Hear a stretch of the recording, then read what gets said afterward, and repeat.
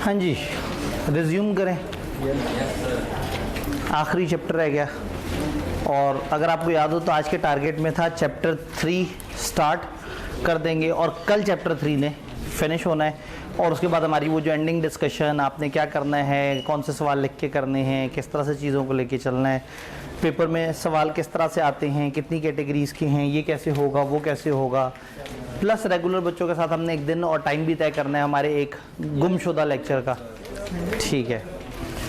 और उस दिन आप लोगों से बिरयानी खानी है, क्योंकि आप लोग उस दिन धक्के से तो बिरयानी खा चुके, तो अब जो क्लास होगी उसमें अब हमारे राइट डेवलप हो जाएंगे, हम बिरयानी खाएंगे, ठीक हो गया। अच्छा, अगर जुम्मे वाले दिन क्लास रखे हैं। अच्छा जी, तो हमें ये पता लग गया है कि ऑडिटर किसे कहते हैं। सर क्या बात कर रहे हैं, इतनी पुरानी 11 दिन पुरानी बातें करना शुरू कर दी, 10 दिन पुरानी, बल्कि हमें ऑडिटर की समझ आ गई है, हमें ऑडिटर की अपॉइंटमेंट की समझ आ गई है, ऑडिटर एथिक्स फॉलो करता है और किस तरह से एहतियात करता है वो हमें समझ आ गई है। अगर रिलेटेड पार्टीज बीच में हो तो क्या करना है, अगर ऑडिटर कुछ और लोगों को यूज़ कर रहा हो तो किस तरह से करना है चीज़ों को लेके। फिर ऑडिटर अपने ऑडिट के एंड पे साफ़ रिपोर्ट कब देता है, ख़राब रिपोर्ट कब देखता है, साफ़ रिपोर्ट के कंटेंट्स क्या हैं, ख़राब रिपोर्ट में कौन कौन सी चीज़ें किस वजह से क्यों रिवाइज हो रही होती हैं। फिर ईयर एंड के आसपास जो रिटर्न रिप्रेजेंटेशन वाला मामला होता है वो क्या होता है, सब्सिक्वेंट इवेंट वाला मामला क्या होता है, गोइंग कंसर्न को हम किस तरह से देखते हैं, और एक ऑडिट जैसी एक और असाइनमेंट जिसमें बहुत कम काम करना होता है, रिव्यू क्या है, रिव्यू कैसे चलता है, उसके क्या प्रोसीजर हैं, उसकी किस किस्म की रिपोर्ट है। फिर हमने जंप इन किया प्रोसीजर्स में, एक जनरल चैप्टर पढ़ा प्रोसीजर्स का जिसने हमें बताया था ऑडिट एविडेंस किसे कहते हैं, डॉक्यूमेंटेशन क्या होती है और सैम्पलिंग के क्या अगराज़ व मकासद है। फिर हमने किया सब्सटैंटिव प्रोसीजर पे 4 चैप्टर का सफ़र, जिसमें एक चैप्टर ने हमें सब्सटैंटिव प्रोसीजर कैसे बनाते हैं और एनालिटिकल प्रोसीजर्स बताए, और 3 चैप्टर्स ने हमें अलग अलग एरियाज़ के सब्सटैंटिव प्रोसीजर्स बताए। सब्सटैंटिव प्रोसीजर बनाने सीख भी लिए, उसकी अप्रोच भी समझ आ गई, उसके एरियाज़ को सरसरी सा देख भी लिया, और जो उससे कनेक्टेड इजाफी 2 स्टैंडर्ड्स और थे, एक्सटर्नल कंफर्मेशन का और इन्वेंट्री काउंटिंग के वक्त ऑडिटर की मौजूदगी का, उसको भी समझ लिया। फिर हम कंट्रोल्स की दुनिया में एंटर हुए, हमने देखा कंट्रोल्स किसे कहते हैं, कंट्रोल्स क्या हैं, कंट्रोल्स की कितनी किस्में हैं, और फिर देख लिया कि जो चंद मशहूर सिस्टम्स हैं उनके क्या कंट्रोल्स हैं और हमने उसको किस तरह से देखना है। बट ऑडिट का एक बहुत इंपॉर्टेंट फेज़ अभी हमारा मिस है, which is understanding and risk assessment. Audit start होते साथ ही जो फेज़ शुरू हो जाता है that is planning, understanding and risk assessment. लेकिन प्रॉब्लम ये है कि ये वाले फेज़ में मैच्योर टीम जाती है, ये वाला फेज़ सीनियर लेवल के लोग करते हैं, मैनेजर, सीनियर, इस तरह के लोग इसमें ज़्यादा इन्वॉल्व होते हैं, क्योंकि इसमें सोचना होता है, इसमें एक डायरेक्शन सेटिंग करनी होती है, इसमें पूरे ऑडिट की एक सोच बनानी होती है। सब्सटैंटिव प्रोसीजर आसान है, किसी भी ट्रेनी को बताएंगे कि तुमने ये 1000 रसीदों को देख के इस पर ये काम करने हैं, वो कर लेगा। लेकिन किसी को अगर कहेंगे कि इस इदारे को समझो, सोचो और बताओ इसमें क्या खतरे हैं, तो वो उसके लिए थोड़ी सी मुश्किल बात हो जाएगी। तो करते ये कि इसलिए हम ऑडिट को रिवर्स ऑर्डर में करते हैं। पहले हमने देखा रिपोर्ट कैसे बनती है, फिर हमने देखा सब्सटैंटिव प्रोसीजर्स क्या होते हैं, फिर उससे पीछे वाला फेज़ देखा टेस्ट ऑफ कंट्रोल्स क्या हैं, और अब हम आ गए हैं रिस्क असेसमेंट में। तो इसको हम अंडरस्टैंडिंग, प्लानिंग, रिस्क असेसमेंट कहेंगे। तो चैप्टर 3 बाकी चैप्टर से बहुत डिफरेंट है, और ये आईकैप को बहुत शदीद पसंद भी है। चैप्टर 3, चैप्टर 14, ये 2 चैप्टर्स ऐसे हैं जो ज़रूरत से ज़्यादा पेपर में पूछे जाते हैं। और अगेन इन दोनों के मिला के मैंने आपको बताया था पास पेपर का एनालिसिस करते वक्त कि 1-2 ऐसी अटैम्प्टें भी हैं जिसमें 57 नंबर के पेपर सिर्फ इन 2 चैप्टर्स में से आ गए। अच्छा, कोड ऑफ एथिक्स में से भी सवाल लाजमी आता है, तो अगर हम इन 3 चैप्टर्स का एक सेट बना लें तो ये 3 काफ़ी ज़रूरी सा सेट बन जाता है, 3, 13 और 14। आई कैन ईजीली से कि इन तीनों चैप्टर्स में से हर अटैम्प्ट में सवाल आ रहा होता है, और सवालों की वेटेज भी अच्छी खासी ज़्यादा होती है। तो ऐसे में हमने तैयारी करते वक्त 3 को, 13 को, 14 को बड़े ध्यान से देखना है, इनको बड़े अच्छे तरीके से साथ साथ लेके चलना है।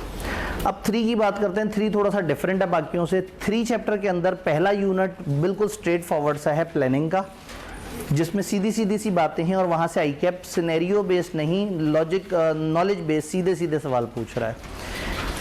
इसी तरह इसमें एक यूनिट है नॉट फॉर प्रॉफिट इदारे, उसके बारे में उधर से आईकैप एक ही टिपिकल तरह का सिनेरियो देके एक ही तरह की टिपिकल इन्फॉर्मेशन आपसे पूछने की कोशिश कर रहा होता है। फिर दरमियान में इसमें आ जाता है रिस्क असेसमेंट के यूनिट्स। ये रिस्क असेसमेंट के यूनिट जो हैं ये लॉजिकल हैं, और यहाँ से आई कैप तकरीबन जब सवाल बनाता है लॉजिकल सवाल बनाता है। और फिर हमारे पास आ जाता है फ्रॉड का एरिया। फ्रॉड का एरिया आई कैप को काफ़ी पसंद है, तो तकरीबन आपको 80% ऑफ द पेपर्स में फ्रॉड के चैप्टर में से सवाल, फ्रॉड के यूनिट में से सवाल आए हुए नज़र आ रहे होते हैं। तो फ्रॉड कम से कम कल हम डिस्कस कर रहे होंगे, और बाकी के एरियाज में से जितना भी हमने अपने टाइम में पढ़ लिया वो आज पढ़ लेंगे, बाकी हम इंशाल्लाह ताला कल पे कवर कर लेंगे। तो चैप्टर 3 में ISA 300 से कहानी को स्टार्ट करते हैं। ISA 300 which is planning. एक तजर्बा जो हमारा बड़ा कामयाब रहता है कि हम एक दफ़ा पहले हवाई सारी बात समझ लेते हैं और फिर उसके बाद एक दफ़ा इंग्लिश देखते हैं तो हमें सारी बात समझ आ जाती है। प्लानिंग ऑडिट का सबसे स्टार्टिंग का एलिमेंट। आप अपॉइंट हो चुके हैं, अब जब अपॉइंट हो चुके हैं तो इस वक्त प्लानिंग का फेज़ शुरू हो चुका हुआ है। प्लानिंग के फेज़ का मतलब ये है कि आपने प्लान करना है कि आपको ऑडिट किस तरह से चले। अगर आप प्लान करके नहीं चलेंगे तो ऑडिट में दिक्कतें ज़्यादा आएंगी। अगर प्लान करेंगे ऑडिट को तो बहुत सारे फ़ायदे हैं। टाइम से मैनेज हो जाएगा, रिसोर्सेज की प्लानिंग अच्छी हो जाएगी, हाई रिस्की एरियाज़ का शुरू से पता लग जाएगा, आप उन पे ज़्यादा टाइम दे सकेंगे, और अल्टीमेटली आप रीज़नेबल एश्योरेंस पे ज़्यादा बेहतर तरीके से पहुंच सकेंगे। तो जब भी कुछ लोग बगैर प्लानिंग के कोई काम करते हैं वो कभी भी अच्छा नतीजा हासिल नहीं कर पाते, और वो जो प्लान करके करते हैं प्रोबेबिलिटी ये है कि ज़्यादातर वो लोग सक्सेसफुल ज़्यादा बेहतर तरीके से हों। तो जिस तरह से हमारी ज़िंदगी में हर चीज़ अच्छी प्लानिंग से अच्छे तरीके से ऑर्गेनाइज हो जाती है, तो इसी तरह से ऑडिटर के लिए एक अच्छी प्लानिंग बड़ी ज़रूरी है। अब ऑडिटर प्लानिंग कैसे करेगा? जब भी किसी ने प्लानिंग करनी होती है कुछ फैक्टर्स की बेस पे प्लानिंग होती है। फॉर एग्जाम्पल मैं आपसे कहूँ आपने बड़ा अच्छी प्लानिंग करनी है अपनी पढ़ाई को लेके, तो आपके कुछ फैक्टर्स होंगे। आपने पेपर 2 देने हैं तो आपकी प्लानिंग और होगी, 3 देने हैं तो प्लानिंग और होगी, आपके न्यूमेरिकल सब्जेक्ट हैं तो प्लानिंग और होगी, थ्योरी है तो प्लानिंग और होगी, आपकी क्वालिफिकेशन अटेम्प्ट है तो प्लानिंग और एनर्जी और होगी, और अगर आपकी दरमियान की कोई अटेम्प्ट है तो प्लानिंग और एनर्जी और होगी। आप रिजल्ट का इंतज़ार कर रहे हैं तो प्लानिंग और तरह की होगी, और अगर रिजल्ट के बाद बैठ के सोच रहे हैं तो प्लानिंग और होगी। आप रात में जाग के पढ़ते हैं तो आपका प्लान, आपका एग्जीक्यूशन और तरह से होगी, और आप अगर सुबह फजर से लेके रात तक पढ़ने वाले स्टूडेंट हैं तो आपकी प्लानिंग और आपकी एग्जीक्यूशन डिफरेंट होगी। तो सबसे पहले देयर आर सम फैक्टर्स जिसके ऊपर प्लानिंग बेस कर रही होती है। जब आप उन फैक्टर्स को देखते हैं तो उन फैक्टर्स की बेस पे अपनी एक स्ट्रेटजी सेट करते हैं। एक बच्चे के फैक्टर्स ये हैं कि उसने 4 पेपर देने हैं और एक ने सिर्फ 1 पेपर देना है, तो दोनों की स्ट्रेटजी में फ़र्क होगा। एक हर दिन सारे सब्जेक्ट को साथ साथ लेके चलना चाह रहा होगा, और एक सब्जेक्ट का उठा के एक चैप्टर उठाता होगा, पूरे दिन में उस चैप्टर की बात करता होगा, उसके अलावा कोई सब्जेक्ट कोई चीज़ नहीं पढ़ता होगा। स्ट्रेटजी में फ़र्क होगा। तो आप अपनी स्ट्रेटजी बनाएंगे। स्ट्रेटजी किसे कहते हैं? आपकी डायरेक्शन को, कितना पढ़ना है, कब पढ़ना है, कैसे पढ़ना है। फिर इस स्ट्रेटजी की बेस पे आप एक डिटेल अपना टाइमलाइन बनाएंगे, अपनी एक डायरी में अपना पूरा स्केड्यूल लिखेंगे कि मैं 27 तारीख को ये पढ़ूंगा, 28 को ये पढ़ूंगा, 29 को ये पढ़ूंगा, 30 को मैं देखूंगा कि मेरा कोई पिछला गैप रहता होगा तो वो करूंगा, 31 को मैं नहीं पढ़ूंगा, उस दिन पाकिस्तान इंडिया का मैच होगा तो यकम को ऐसे करूंगा, 2 को ऐसे करूंगा। तो ये जो आप अपने सारी चीज़ें अपने कागज़ पे लेके आ रहे हैं, इसको प्लान कहते हैं। तो 3 चीज़ें हो गई, कुछ फैक्टर्स हैं, फैक्टर्स की बेस पे स्ट्रेटेजी है और स्ट्रेटेजी की बेस पे प्लान है। अब इन्हीं सारी चीज़ों को ऑडिटर की ज़िंदगी में लेके आते हैं। ऑडिटर की ज़िंदगी में ऑडिटर की प्लानिंग डिपेंड कर रही है बहुत सारे फैक्टर्स के ऊपर। फैक्टर्स क्या हैं? आपके पास टीम ज़्यादा अवेलेबल है या कम अवेलेबल है, क्लाइंट छोटा है या बड़ा है, क्लाइंट में टेक्निकलिटी ज़्यादा है या कम है, क्लाइंट में IT वाले काम ज़्यादा हैं या कम है, क्लाइंट की लोकेशंस कितनी ज़्यादा हैं, क्लाइंट का ईयर एंड कब है, क्लाइंट की अकाउंटिंग की रिक्वायरमेंट्स क्या हैं, स्टैंडर्ड्स के अलावा किसी और इंडस्ट्री वगैरह की तो नहीं कोई रिक्वायरमेंट, क्लाइंट की हमसे क्या एक्सपेक्टेशन है, इस काम के पैसे बजट कितने हैं, हमारे पास इंटरनल एक्सटर्नल रिसोर्सेज कितने अवेलेबल हैं, क्या इनके इंटरनल ऑर्डर मौजूद हैं, क्या किसी जगह एक्सपर्ट की ज़रूरत पड़ेगी। ये सारे फैक्टर्स हैं। ये फैक्टर्स मुतासिर करेंगी आपकी स्ट्रेटेजी को। मैंने कहा 3 बातें होती हैं, फैक्टर्स, स्ट्रेटेजी, प्लान। तो ये फैक्टर्स कैसे मुतासिर करेंगे आपकी स्ट्रेटेजी को? स्ट्रेटेजी क्या है? Direction of audit. स्ट्रेटेजी ये है कि भाई मैं रिस्क बेस्ड ऑडिट करूंगा। स्ट्रेटेजी है नहीं मैं तो सब्सटेंटिव पे ज़्यादा काम करूंगा। स्ट्रेटेजी है मैं इंटरम पे ज़्यादा काम करूंगा। दूसरी स्ट्रेटेजी है नहीं मैं फाइनल पे ज़्यादा काम करूंगा। स्ट्रेटेजी है मैं फ्रॉड्स के ऊपर ज़्यादा गहराई में काम करूंगा। स्ट्रेटेजी है नहीं मैं ओवरऑल प्रोसीजर्स लगा रहूँगा। तो स्ट्रेटेजी इज आपकी डायरेक्शन, आपकी सोच क्या है, आप किस तरह से ऑडिट को लेके चलना चाहते हैं, किस डायरेक्शन में लेके चलना चाहते हैं, कितने अरसे में ख़त्म करना चाहते हैं। ये है आपकी ऑडिट स्ट्रेटेजी। छोटा सा डॉक्यूमेंट है जिसमें आपने मोटी मोटी इन्फॉर्मेशन देनी है। इस स्ट्रेटेजी की बेस पे बनेगा अब आपका डिटेल प्लान। मैं रिस्क असेसमेंट कब शुरू करूंगा, कब खत्म करूंगा, टेस्ट ऑफ कंट्रोल्स पे कितने वीक्स काम करूंगा, सब्सटैंटिव प्रोसीजर्स पे कितनी देर काम करूंगा, मैं कितने बड़े सैंपल उठाया करूंगा, मेरी टीम की जो 6 बंदे इनमें से कौन कौन सा बंदा कौन कौन से एरिया पे काम करेगा, कब कब वो उसका रिव्यू करवाएगा, कब हम QCR वाले पार्टनर को बुलाएंगे। अब ऑडिट प्लान है आपकी स्ट्रेटेजी की डिटेल नक्शा, रोड मैप, जिसमें आपने 2, 2.5, 3 महीने का पूरा टाइमलाइन ही बना दिया। तो फैक्टर्स होते हैं क्लाइंट और हालात की तरफ से, उनकी बेस पे ऑडिटर बनाता है एक स्ट्रेटेजी, और स्ट्रेटेजी की बेस पे एक डिटेल्ड फॉर्मल डॉक्यूमेंट बनता है which is audit plan. Audit plan is the thing जो आप क्लाइंट से शेयर कर सकते हैं, जिसमें लिखा हुआ है कि मैं इस दिन आपसे ये डाटा मांगूंगा। लेकिन आप अपनी स्ट्रेटेजी नहीं शेयर कर सकते जिसमें आपने लिखा है मुझे डाउट है कि ये फ्रॉड कर रहे होंगे, इसलिए मैं इनसे जाके वो इन्फॉर्मेशन मांगूंगा। तो स्ट्रेटेजी आपकी अपने लिए है, प्लान आप दुनिया को दिखा सकते हैं। तो जो आपके फैक्टर्स हैं उसकी बेस पे जो आपकी स्ट्रेटेजी और जो आपका प्लान है, ये सारा का सारा आपने डॉक्यूमेंट करना होता है अपने पास। और अगर किसी भी फैक्टर के चेंज होने की वजह से आपकी स्ट्रेटेजी पे कोई फर्क पड़ा और अकॉर्डिंगली आपके प्लान पे फर्क पड़ गया, तो उसको भी डॉक्यूमेंट करना है। क्या बात समझ आ रही है? यहाँ किताब हमें दोबारा याद कराती है कि प्रोफेशनल स्केप्टिसिज्म बड़ा ज़रूरी है। वो मेरे ख्याल में आपको पहले से ही समझ है कि हमने अलर्ट रहना है। तो यहाँ किताब कहती है कि अगर आप पहला ऑडिट कर रहे हैं, उस एंटिटी का पहली दफ़ा आप ऑडिट कर रहे हैं, तो कुछ इजाफी बातें भी जहन में रखनी है। पिछले ऑडिटर से भी राब्ते करने होंगे, ओपनिंग बैलेंसेस को भी ध्यान से देखना होगा। अगर पिछला साल मैंने ही ऑडिट किया होता तो मैं ज़रा ज़्यादा कंफर्ट जोन में होता हूँ। एंगेज में लेटर वाली बातें भी अच्छी तरह से देखनी पड़ेंगी। फिर हमें ये देखना पड़ेगा कि यहाँ हमें कोई एक्सपर्ट बुलाने की ज़रूरत है। फिर क्लाइंट की एक्सेप्टेंस और कंटिन्यूस वाली चीज़ें भी ज़्यादा ध्यान से देखनी पड़ेंगी। फिर वो आपको कहते हैं जनरल क्या प्रोसीजर होते हैं। जैसे ही आप ऑडिट एक्सेप्ट करते हैं तो जनरल प्रोसीजर क्या है, तो आपको याद कराते हैं कि ISA 210 और 220 ने आपको कुछ बातें बताई हैं। 210 आपको कहता है कि एग्रीमेंट फाइनल कर लो, प्री कंडीशंस वगैरह देख लो। 220 आपसे कहता है क्वालिटी को देख लो, टाइम रिसोर्सेज को देख लो, क्लाइंट की इंटेग्रिटी वगैरह को समझ लो, कंपिटेंस अपनी चेक कर लो, अपने पास जो रिसोर्स हैं वो किस किस तरह अवेलेबल है उनको अच्छी तरह से जज कर लो। ये सारी बातें बताते हुए एंड पे स्टैंडर्ड कहता है कि इंटरम और फाइनल ऑडिट क्या होता है। हमने उस टाइम पे इंटरम फाइनल ऑडिट की डिस्कशन नहीं की थी। इंटरम ऑडिट जब आप दरमियान में जाके प्रोसीजर्स लगाना शुरू कर दें। नॉर्मली ऑडिटर ईयर एंड के करीब आता है और ईयर एंड के बाद अपने ऑडिट के ज़्यादातर प्रोसीजर स्टार्ट करता है। लेकिन सम टाइम आपके पास कम वक्त होता है, या सम टाइम क्लाइंट काफ़ी बड़ा होता है, सम टाइम डेडलाइन होती हैं। तो आप ये कहते हैं कि बजाय इसके कि मैं सारा काम फाइनल ऑडिट पे करूं, मैं दरमियान में आके काम करना शुरू करता हूं। तो प्लानिंग वाला काम तो दरमियान में भी हो सकता है, क्लाइंट से मुलाकातें भी दरमियान में हो सकती हैं, इनके मेमोरेंडम आर्टिकल की कॉपी भी दरमियान में ली जा सकती है।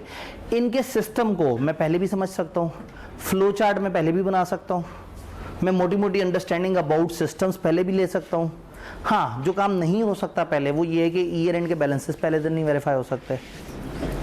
एक्सटर्नल कंफर्मेशन ईयर एंड वाली शायद पहले नहीं हो सकती, लेकिन अगर उससे पहले करूंगा तो किसी बैक डेट पर करनी पड़ेगी। तो ईयर एंड वाले दिन इन्वेंट्री वाली बातें, तो सब्सीक्वेंट इवेंट वाली बातें, तो रिटर्न रिप्रेजेंटेशन वाली बातें। तो कुछ बातें ऐसी हैं जो मजबूरन एंड ऑफ ऑडिट पे होंगी, एंड ऑफ ईयर पे होंगी, और कुछ ऐसी चीज़ें हैं जो मैं बिफोर ईयर एंड आके अपने कुछ स्टेप्स परफॉर्म कर सकता हूँ। तो अंडरस्टैंडिंग और रिस्क असेसमेंट का मेजॉरिटी हिस्सा और टेस्ट ऑफ कंट्रोल्स का तकरीबन आधा हिस्सा हम इंटरम पे कर सकते हैं। लेकिन कुछ टेस्ट ऑफ कंट्रोल और ज़्यादातर सब्सटैंटिव प्रोसीजर्स हमें कब करने चाहिए? फाइनल ऑडिट यानी कि ईयर एंड के बाद वाले प्रोसीजर्स में। किताब सब जल्दी जल्दी से देख लेते हैं, 1 और 3 को ऑफ कर देते हैं। जज़ाकल्लाह।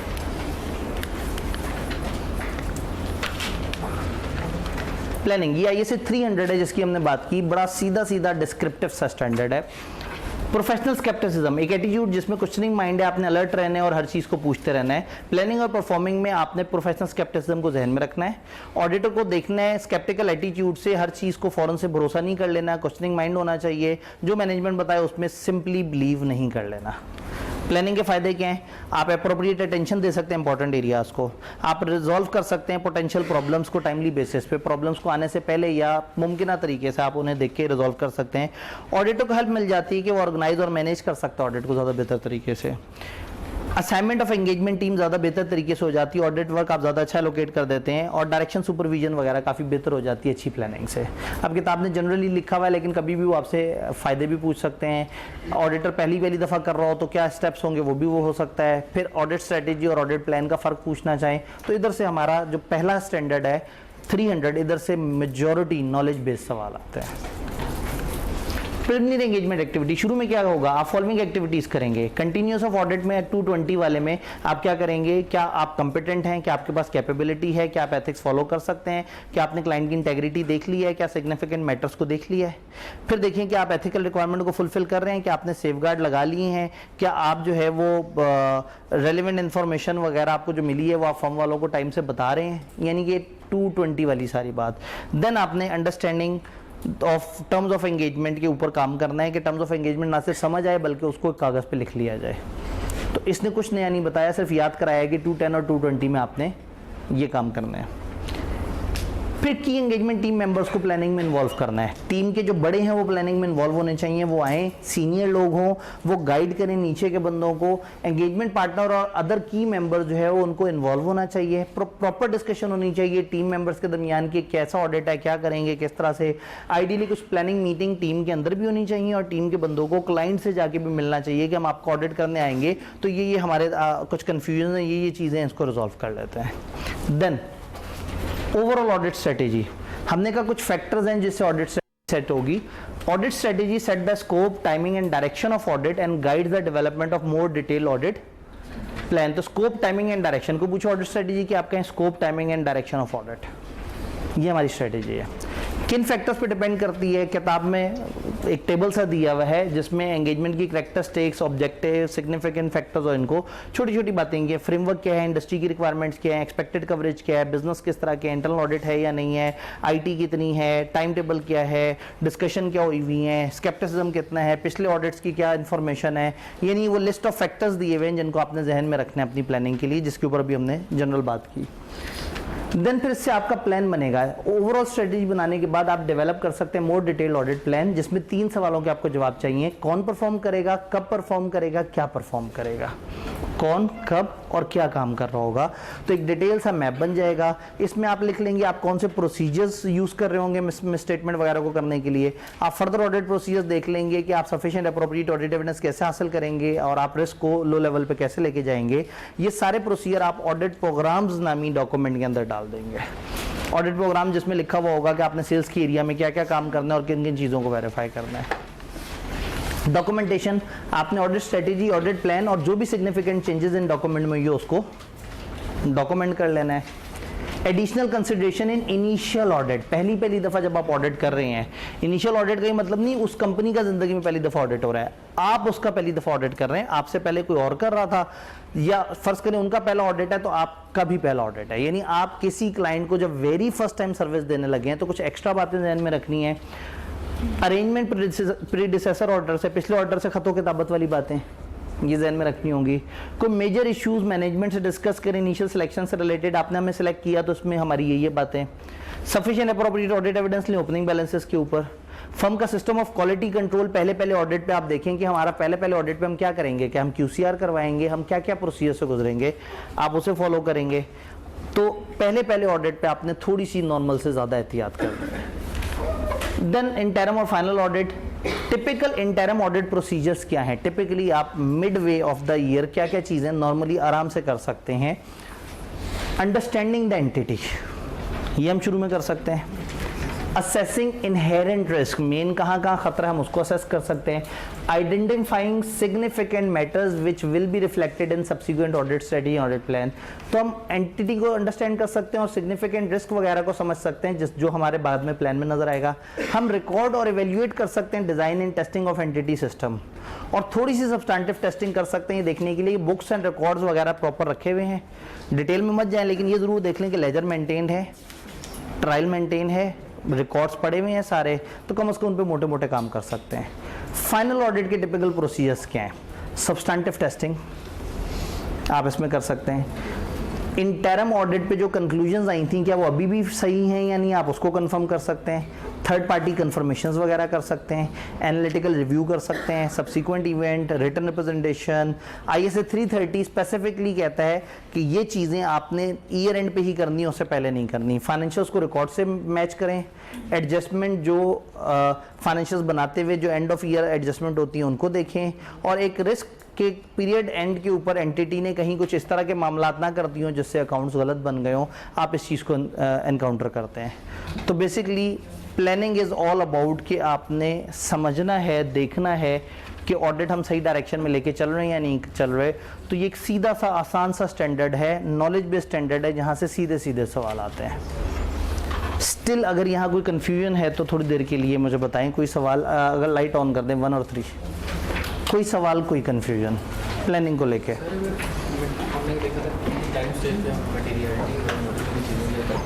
ठीक है, ठीक है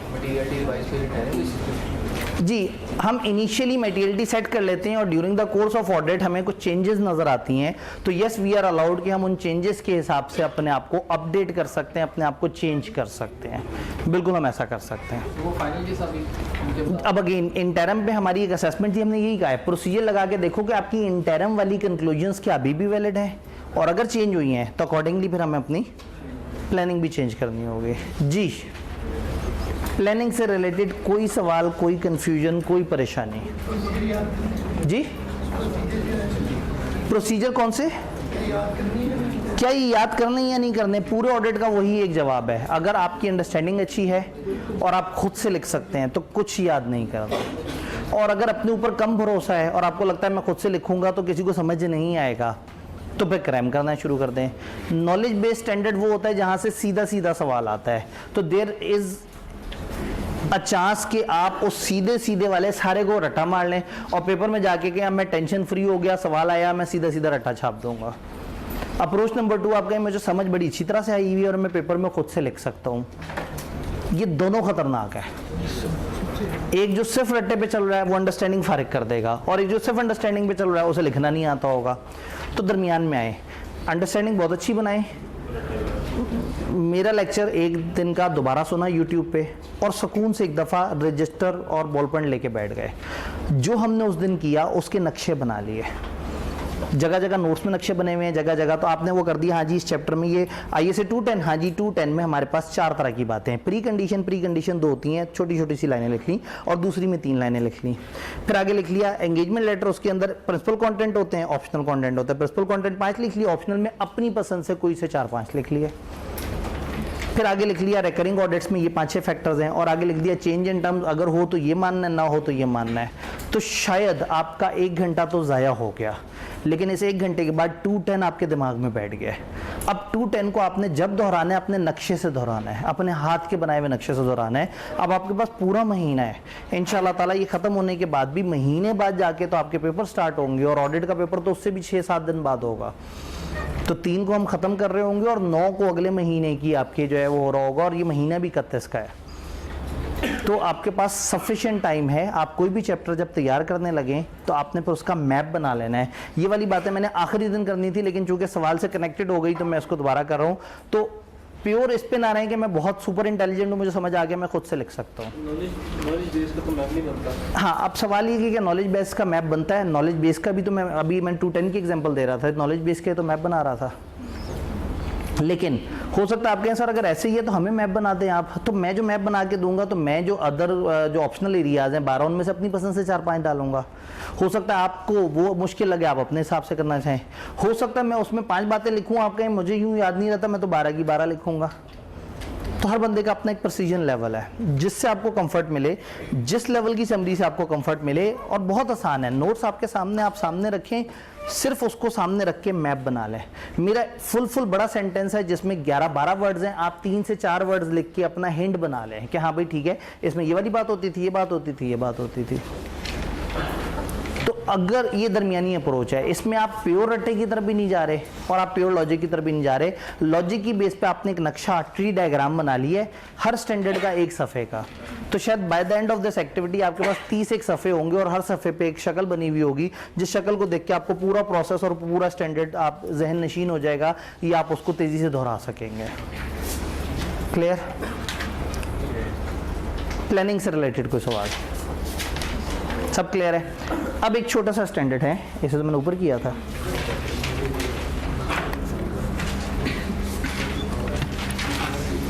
जी, प्लानिंग से रिलेटेड कोई सवाल, कोई कंफ्यूजन? All clear? एक छोटे से स्टैंडर्ड की बात करते हैं, ISA 320 मटेरियलिटी, चैप्टर 3 के अंदर। अब हमारे पास जितना टाइम है उस टाइम के हिसाब से हम एक मासूम सा स्टैंडर्ड वो कर रहे हैं। ISA 320 मटेरियलिटी, क्या होती है मटेरियलिटी? एक ऐसी अमाउंट या ऐसी मिसस्टेटमेंट जिसके होने ना होने से यूजर्स को फर्क पड़ता हो। कौन से यूजर्स को? फाइनेंशियल स्टेटमेंट्स को। और किस किस्म का फर्क पड़ता हो? इनकी इकोनॉमिक डिसीजंस मुतासिर हो जाते हो।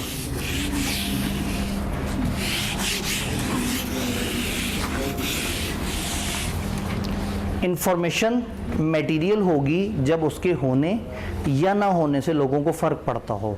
अगर एक इंफॉर्मेशन मिस हो गई है, या एक इंफॉर्मेशन गलत है, या एक इंफॉर्मेशन में मिस स्टेटमेंट आ गई है, तो अगर वो गैर ज़रूरी है तो शायद किसी को फ़र्क नहीं पड़ता, लेकिन अगर वो ज़रूरी इंफॉर्मेशन है तो फिर यूज़र्स बुरी तरह से मुतासर हो जाएंगे।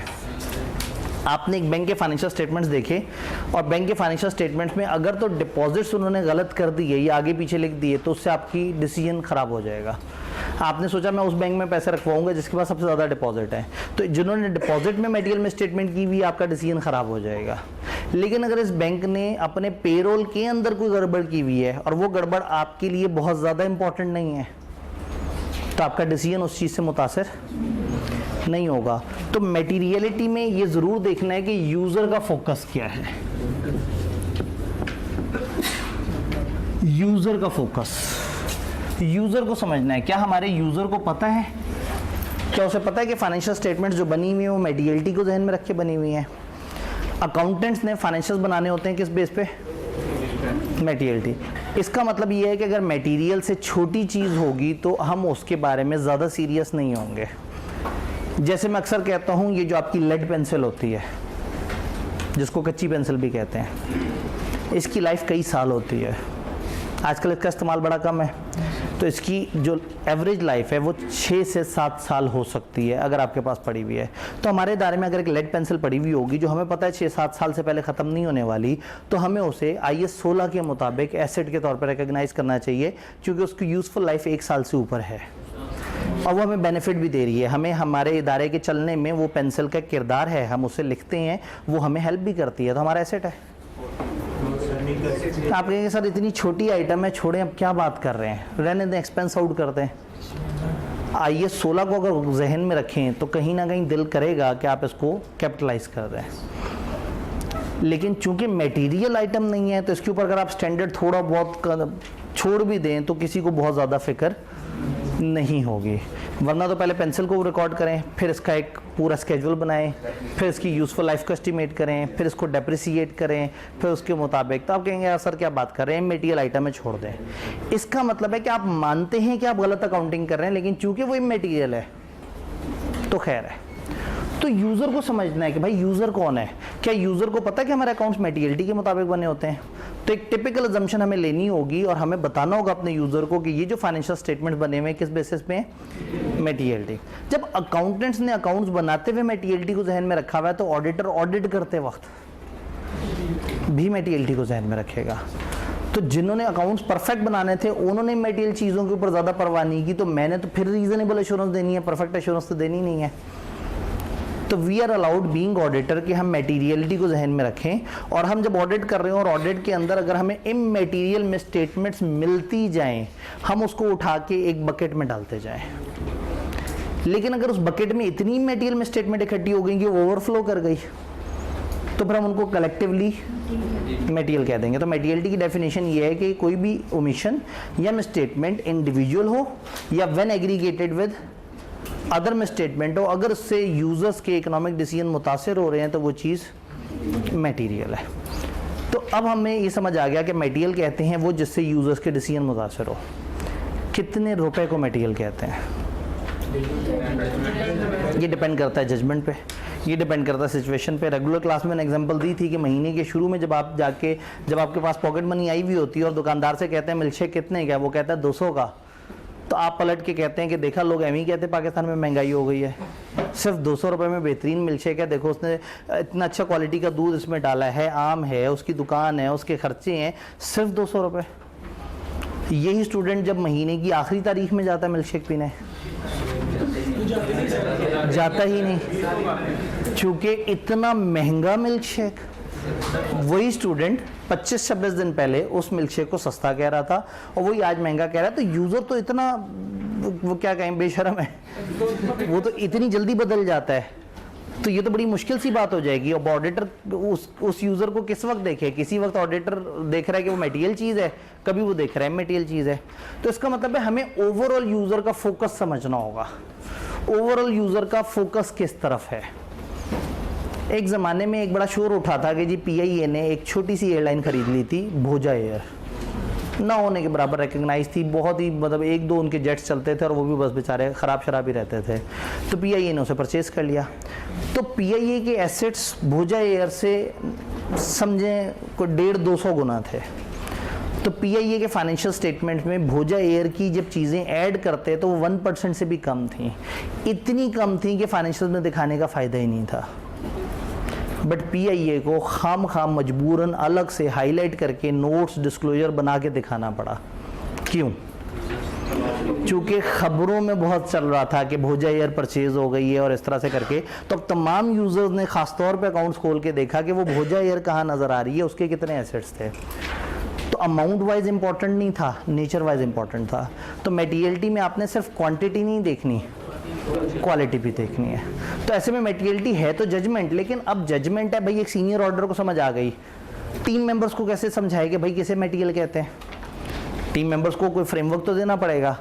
तो फिर स्टैंडर्ड ने आपको तरीका बताया। स्टैंडर्ड कहता है भाई आप एक काम करो, आप फाइनेंशियल स्टेटमेंट्स में ना एक बेंचमार्क चूज करो, उस बेंचमार्क को मल्टीप्लाई कर दो एक परसेंटेज से। बेंचमार्क कहते हैं फाइनेंशियल्स का कोई खास एरिया, फाइनेंशियल स्टेटमेंट्स का कोई खास एरिया देखें, उस एरिया को परसेंटेज से मल्टीप्लाई कर दें। अब कौन सा एरिया फाइनेंशियल स्टेटमेंट्स का? जजमेंट। स्टैंडर्ड ने सिर्फ कलाबाजियां लगवाई हैं। ये स्टैंडर्ड पढ़ के हमेशा बड़ा गुस्सा आता है, ये आपको सिर्फ कंफ्यूज करके चले जाते हैं। वो कहते हैं मटेरियलिटी एक खास लेवल की अमाउंट को कहते हैं जिससे ऊपर लोग कंफ्यूज हो। आप कहते हैं कितनी अमाउंट, वो कहते हैं तुम्हारी जजमेंट। आप कहते हैं अच्छा चलो फिर अमाउंट ही होती है, उन्होंने कहा नहीं, कई दफ़ा अमाउंट ना भी हो तो भी मटेरियल होती है। आपने कहा ऐसा कब होता है? तुम्हारी जजमेंट। आपने कहा अच्छा मटेरियलिटी कैसे रिकॉर्ड करनी है? उन्होंने कहा एक बेंचमार्क पकड़ो फाइनेंशियल का, उसको एक परसेंटेज से मल्टीप्लाई कर दो। आपने कहा बेंचमार्क कौन सा? तुम्हारी जजमेंट। परसेंटेज कौन सी? तुम्हारी जजमेंट। अच्छा अब जो अमाउंट आ गई है मटेरियल है, कहते हैं तुम्हारी जजमेंट है, बेशक ना कहो। फिर कहते हैं इससे थोड़ी छोटी अमाउंट सेट कर लो, आप कहते हैं वो मटेरियलिटी, कहते हैं नहीं। तो स्टैंडर्ड जो है ना इसमें जजमेंट को ज़रा थोड़ा सा ज़्यादा फोकस कर रहा है। तो बेंचमार्क कौन सा चूज़ करें, ये देखें कि उस तरह की इंडस्ट्री में क्या चीज़ अहम है। मैं अक्सर स्टूडेंट से ये सवाल पूछता हूँ कि अगर आपके हाथ हमारे फाइनेंशियल स्टेटमेंट्स लग जाएं तो आप सबसे पहले क्या देखेंगे? तो हमारे जो स्टूडेंट्स हैं वो हमेशा बड़ा शौक़ रखते हैं जानने का कि हम देखें कि इनके रेवेन्यूज़ कितने हैं, नंबर 1। फिर देखना चाहेंगे कि जो तगड़े टीचर्स हैं उनकी सैलरियाँ कितनी हैं, ठीक है। ऐसे में मैं हमेशा सबको बताता हूँ कि ये बड़ी छोटी चीज़ें हैं। हमारे फाइनेंशियल में सबसे बड़ी चीज़ है हमारे एसेट्स। करोड़ों के एसेट्स, ठीक है। उसकी तरफ किसी की नज़र नहीं गई, और नज़र कहाँ गई? रेवेन्यू। तो अगर हम अपने फाइनेंशियल्स में अपने एसेट में 1 करोड़ भी प्लस माइनस कर दें तो शायद यूज़र बॉदर ना करे, माइंड भी ना करे, माथे पे शिकन भी ना आए। लेकिन रेवेन्यू में अगर 30-40 लाख भी कम दिखा दिया तो कहना नहीं ऐसे थोड़ी हो सकता है, नहीं हमने तो बैठ के खुद हिसाब किया था, चैट GPT से पूछा था कि अगर एक कॉलेज में इतने बच्चे बैठे हों और ये फीस हो तो जनाब उन्होंने वो किया था। इसका मतलब है कि हमारे फाइनेंशियल्स में आपका ज़्यादा इंटरेस्ट है रेवेन्यूज़ या टीचर्स की सैलरी। तो फिर हमारा बेंचमार्क इस तरह का कोई आइटम होना चाहिए, ना कि हमारे एसेट्स। चूँकि एसेट की परसेंटेज रख के खामखा मटेरियलिटी बढ़ा देंगे, जबकि आप तो इतना बड़ा सोच ही नहीं रहे, आप तो छोटी छोटी बातों पर सोच रहे हैं। आप तो लाखों के रेवेन्यू की बात कर रहे हैं करोड़ों के एसेट्स को छोड़ के। आप तो हज़ारों के टीचर की सैलरियों की बात कर रहे हैं, करोड़ों के एसेट्स को छोड़ के, चंद 100 हज़ारों की, चंद 100 हज़ार, अच्छा, जैसे इंडियन नहीं कहते 500 हज़ार करोड़ का बिजनेस और वो इस तरह से करके। तो बेंचमार्क समझ आया, जैसा इदारा वैसा बेंचमार्क चूज करेंगे। फर्ज करें एक इदारा हमने देखा और हमने कहा वहां इक्विटी बेंचमार्क है और इक्विटी है 8 मिलियन की। अब परसेंटेज कितनी रखें? स्टैंडर्ड ने कहा है कि अगर बड़ा बेंचमार्क हो तो छोटी परसेंटेज रखो, छोटा बेंचमार्क हो तो बड़ी परसेंटेज। कितनी परसेंटेज? हमारी जजमेंट। मैंने कहा 10%। अब यहाँ हमारी जजमेंट पे आके ना आईकेप की किताब की बस हो गई। उन्होंने कहा ये बच्चों को कुछ नहीं पता लगना। उन्होंने क्या किया, उन्होंने मार्केट में कुछ बेस्ट प्रैक्टिसेस जो चल रही हैं वो गूगल पे जाके सर्च की, मुख्तलिफ फर्मों की, और वो उठा के एक टेबल हमारी किताब में डाल दिया। उन्होंने कह दिया इस तरह के इदारे में आइडियली इस तरह का बेंचमार्क चूज करना और ये परसेंटेज लगा देना। स्टैंडर्ड में ऐसा कहीं नहीं लिखा, हमारी किताब ने ये बेस्ट प्रैक्टिसेस शेयर की हैं। तो किताब में आपको एक टेबल सा नजर आएगा, आपने उसे देखना है, मुस्कुरा देना है, 2-3 दफ़ा देख लेना है, पढ़ लेना है ताकि आपके जहन में रह जाए। लेकिन ये ओरिजिनल स्टैंडर्ड नहीं, ये हमारी किताब ने आपको हेल्प करने के लिए कुछ बेस्ट प्रैक्टिसेस शेयर की हैं। तो आप एक बेंचमार्क लेंगे, परसेंटेज से मल्टीप्लाई कर देंगे, जवाब आ गया। फर्ज करें मेरी एग्जाम्पल में ये जवाब है 8 लाख। ये आ गई ओवरऑल मटेरियलिटी, इसको हम कहेंगे प्लानिंग मटेरियलिटी। क्या कहेंगे? प्लानिंग मटेरियलिटी है। अब जब प्लानिंग मटेरियलिटी है, ये ओवरऑल मटेरियलिटी आ गई। अब आप क्या करेंगे, एक ऑप्शनल एरिया आप देखेंगे कि हो सकता है एरिया बाय एरिया भी मटेरियलिटी को सोचूं। फर्ज करें पूरे फाइनेंशियल में कोई मसला नहीं, सिर्फ हमारे बैंक अकाउंट में 7.5 लाख रुपए का एरर है और टोटल फाइनेंशियल में हम कहां तक बर्दाश्त कर सकते हैं? तो सुकून है। लेकिन शायद हम कहें नहीं यार गलत बात हो गई, बैंक के अंदर तो लाख रुपया भी नहीं होना चाहिए। अभी हमारी जजमेंट हमें कह रही है।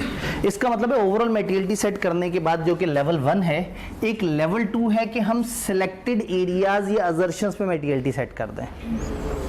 तो मैं कह दूं कि हाँ चलो ठीक है, हमारा जो बैंक है उसमें मटेरियलिटी लेवल है 1 लाख, जो रिलेटेड पार्टी है वहां मटेरियलिटी है 0, हम मतलब 1 रुपए की चीज़ पे भी शोर मचा देंगे, और हमारे जो डेटर्स हैं वहाँ हमारी मटेरियलिटी है 50,000। तो हम अलग अलग एरियाज़ की मटेरियलिटी रख सकते हैं, लेकिन ज़रूरी नहीं सारे एरियाज, सिलेक्टेड एरियाज़। फर्स्ट करें मैंने 15 एरियाज़ की अलग अलग मटेरियलिटी रखी, लेकिन वो सारी जुड़ के इससे क्रॉस नहीं करनी चाहिए और इंडिविजुअली इससे क्रॉस नहीं करनी चाहिए। तो बैंक में लाख रुपए से ऊपर के मसले को मैं मटेरियल कह दूंगा, हालांकि मैंने ओवर, तो दिस इज अलाउड। ये सेकंड स्टेप है, ये ऑप्शनल है, ये हमेशा नहीं है, आपकी मर्जी है कि आप एरिया लेवल पे भी मटेरियलिटी सेट कर सकते हैं। फिर एक तीसरा लेवल आता है जिसको हम कहते हैं परफॉर्मेंस मटेरियलिटी। प्लान करते वक्त की मटेरियलिटी और होती है और परफॉर्म करने वक्त की। आपने सोचा था 8 लाख से ऊपर मसले नहीं होने चाहिए, लेकिन एक प्रॉब्लम है, कुछ तो आपको मिलेंगे ही नहीं, आपके सैंपल में नहीं आएंगे, तो कुछ अनआइडेंटिफाइड होंगे, अनआइडेंटिफाइड आपको मिले ही नहीं, और कुछ मिले होंगे, क्लाइंट को कहा होगा ठीक कर दो, उन्होंने कहा होगा सर क्या बात करते हैं 20,000 रुपए का एरर है जाने दें, वो उठा के आपने उस टोकरी में डाला होगा। Uncorrected misstatements.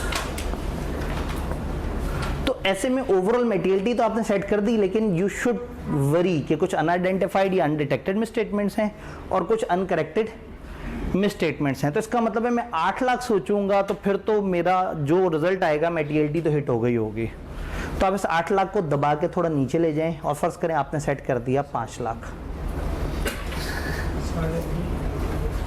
ये क्या किया हमने, बड़ी मटेरियलिटी को शॉर्ट करके छोटे लेवल पे मटेरियलिटी सेट कर दी।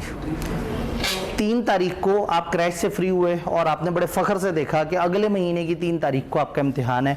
आप बड़े खुश हो गए, आपने कहा मेरे पास है 31 दिन।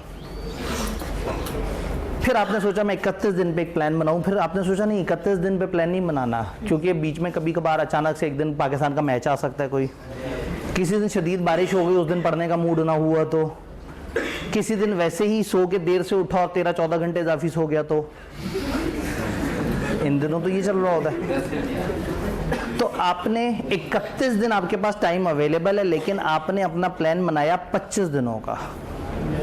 ये 6 दिन का मार्जिन क्यों रखा है? अनडिटेक्टेड मिसस्टेटमेंट्स के लिए, जो आपको भी नहीं पता हो जानी है, और जो आपको अपनी कोताहियां पहले से पता है कि इतनी तो मेरी आइडेंटिफाइड कोताहियां हैं लेकिन इमैटीरियल है, किसी दिन 3 घंटे ज़ाया कर दूंगा, किसी दिन 2 घंटे ज़ाया कर दूंगा। तो जब आपने उनको क्युमुलेटिव देखा तो अनडिटेक्टेड अनकरेक्टेड समझ आ रहा है। तो आपने क्या किया, टारगेट था 31 दिन का, लेकिन आपने अपने ऊपर टारगेट हावी किया 25 दिन का। आप 25 दिन का टारगेट बनाएंगे तो 31 दिन का टारगेट पूरा होगा। तो ऑडिटर 5 लाख बचाएगा तो 8 लाख पूरा होगा। ये 5 लाख परफॉर्मेंस मेटीरियलिटी है। ये ओवरऑल के नीचे भी सेट कर सकते हैं और ये अजर्शन बाय अजर्शन या एरिया बाय जो एरिया है इसकी भी सेट कर सकते हैं। तो फिर परफॉर्मेंस मेटीरियलिटी की डेफिनेशन होती है, performance materiality is an amount और amounts set by auditor at less than materiality for financial statement as a whole to reduce the risk to an appropriately low level। उस risk को appropriately low level तक ले जाएं। That aggregate of undetected and uncorrected misstatement may cross materiality for the whole। आपको जो खौफ है कि अनडिटेक्टेड अनकरेक्टेड क्रॉस ना कर जाएं, तो आपने अपनी प्लानिंग मेटीरियलिटी से नीचे का एक लेवल सेट करना है और उसको हम क्या कहेंगे, असल मेटीरियलिटी ये होती है, वो किताबी मेटीरियलिटी है। वो आपने शुरू में आके लिख तो दी है, कागज़ों का पेट तो भर दिया है, लेकिन आपने उसको नहीं सोचना, आपने उसमें मार्जिन रखना है और मार्जिन रखने के बाद नीचे एक परफॉर्मेंस मेटीरियलिटी अपनी सेट कर लेनी है। सवाल ये कि मार्जिन कितना रखना है, आपकी जजमेंट है, जो आपको ठीक लगे उसको। फर्गूसन में मुझे याद है हम लोग 25% का हेयर कट लगाते थे, इसको हम कहते थे हेयर कट। जो प्लानिंग मेटीरियलिटी सेट होती थी हम उसको 25% कम करके और कह देते थे ये हमारी परफॉर्मेंस मेटीरियलिटी है। और याद करें परफॉर्मेंस मेटीरियलिटी से नीचे भी एक लेवल है,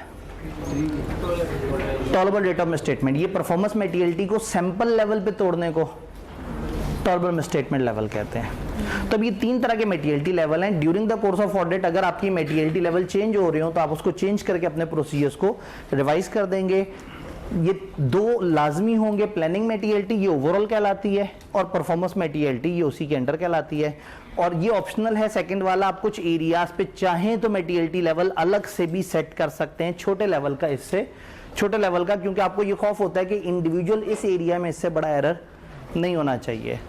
एक टेबल मौजूद है जो आपको कुछ बेस्ट प्रैक्टिसेस बता रहा है, फिर कुछ स्टेप्स बताए हुए उन्होंने कि पहले एंटिटी को समझो, फिर उसका बेंचमार्क सेट करो, फिर एक परसेंटेज लेके आओ, फिर परफॉर्मेंस मेटीरियलिटी सेट करो। तो किताब में इन्होंने बात की हुई है, परफॉर्मेंस मेटीरियलिटी की डेफिनेशन इसमें ट्रिकी है, लेकिन अब उम्मीद है सारी डिस्कशन के बाद वो डेफिनेशन आपको समझ आ जाएगी। ये परसेंटेज मल्टीप्लाई वाली बात समझ आ जाएगी। 3 तरह की मेटीरियलिटी है, उसमें जो भी रिवीजन है आपने उसको डॉक्यूमेंट करना है। तो ये हमारा बहुत ही छोटा सा एक स्टैंडर्ड है मेटीरियलिटी का, ISA 320। भाई कुछ कहना चाहते हैं? सब्सटैंटिव प्रोसीजर अप्लाई करते वक्त हम कौन सी मेटीरियलिटी का जिक्र करेंगे? हम परफॉर्मेंस का जिक्र करेंगे। और अगर इनमें से किसी लेवल पे सेट हुई हुई है तो उसके साथ सेट हुई हुई परफॉर्मेंस मेटीरियलिटी, ये लाख है, शायद परफॉर्मेंस यहाँ 70,000 हो, ये 0 है तो 0, 50,000 हो सकता है आपने 35,000 सेट की हो। तो अगर किसी एरिया पे काम कर रहे हैं उसकी अलग से परफॉर्मेंस मेटीरियलिटी सेट हुई है तो हमने उसे कंसिडर करना होता है।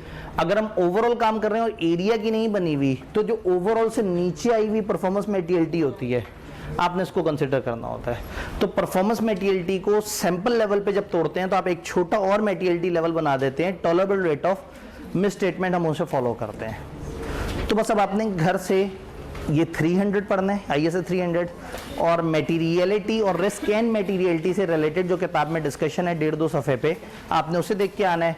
तो कल इंशाल्लाह ताला चैप्टर 3 पे एक आखिरी हमला करते हैं, लास्ट डे डिस्कशंस करते हैं। और आपको पता है कि कल का ड्राफ्टिंग सेशन भी काफ़ी अहम है, तो कल आपने उसी तरह से वो कफन बांध के आना है और एक लास्ट डे के लिए घर वालों को कह देना है कि जी मैं फजर के करीब वापस आ जाऊँगा, ज़्यादा हो गया, इशा तक वापस आ जाऊँगा।